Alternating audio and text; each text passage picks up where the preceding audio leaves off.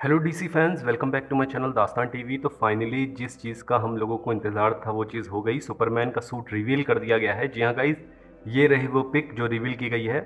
और गाइस, इस सूट में और इस पूरी पिक में बहुत सारी डिटेल्स हैं जिन पे हम लोग बात करेंगे। तो चलिए बिना टाइम वेस्ट किए आइए शुरू करते हैं। तो सबसे पहले जो बेस्ट चीज़ मुझको लगी इस सूट के बारे में वो मैं यही कहूँगा कि इस सूट ने कई सारे सुपरमैन के सूट्स को एक तरीके से ट्रिब्यूट दिया है। हम जानते हैं किंगडम कम से इंस्पायर्ड है हमारा लोगो, और कॉलर आप देख सकते हैं न्यू 52 से इंस्पायर्ड है। ट्रंक्स भी इसमें है जो सुपरमैन की क्लासिकल सूट की पहचान है।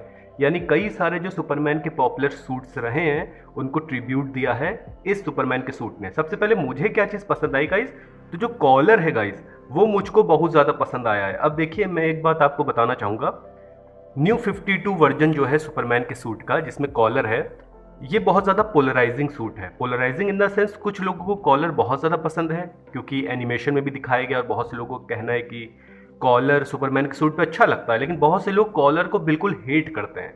लेकिन मैं उन लोगों में से हूँ जिन्हें कॉलर बहुत ज़्यादा पसंद आया था न्यू 52 के सूट में। तो कॉलर है सूट में गाइस, मुझे पर्सनली ये चीज़ बहुत ही ज़्यादा अच्छी लगी है।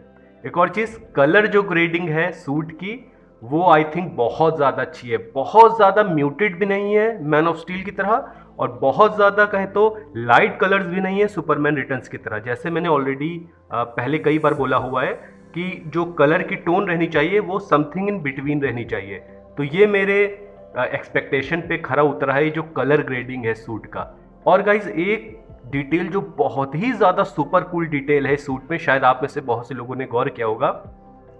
अगर हम इस सूट को जूम करें तो अब ध्यान से देखेंगे, इसका जो सिंबल है और आसपास का जो एरिया है वो थोड़ा सा घिसा हुआ है।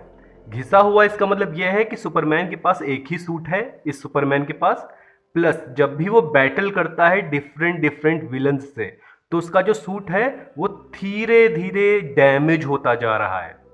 आई डोंट थिंक कि डीसी ने पहले कभी ये चीज़ दिखाई है कि पहले बैटल के दौरान सूट अगर डैमेज हो गया तो कई दिन बाद जब बैटल हुआ दूसरे विलन से तो वो डैमेज हमें दोबारा दिखा हो सूट में। ऐसा आई डोंट थिंक कि डीसी की किसी सुपर हीरो मूवी में दिखाया गया है। आई थिंक ये बहुत ही ज़्यादा गाइस कूल डिटेल है और मुझे ये चीज़ पर्सनली बहुत ज़्यादा पसंद आई है। और एक चीज़ जो मे भी कुछ लोगों को पसंद आए कुछ लोगों को ना पसंद आए, देखिए इस सूट को अगर आप ध्यान से देखेंगे जो वो बैठे हुए हैं तो इनका जो सूट है अपर पोर्शन वो आप देख रहे हैं मटेरियल मुड़ रहा है। यानी कि जो मटेरियल यूज हुआ है इस सूट के लिए वो आई थिंक डिफरेंट मटेरियल है जो हेनरी केवल के सुपरमैन के सूट के लिए यूज हुआ था। क्योंकि गाइस, जो हेनरी केवल के सुपरमैन का जो सूट में मटेरियल यूज हुआ है और बहुत से सुपर हीरो कॉस्ट्यूम्स में वो मटेरियल यूज होता है, तो इससे होता क्या है, वो पूरा स्टिफ रहता है। यानी कि एक्टर झुक रहा है या कुछ भी हो रहा है तो सूट में रिंकल्स नहीं आते हैं। लेकिन ये जो मटेरियल यूज किया गया है डेविड कॉन्सवेट के सूट में, आप देख रहे हैं जब वो शूज को पहन रहे हैं तो सूट में रिंकल्स आ रहे हैं।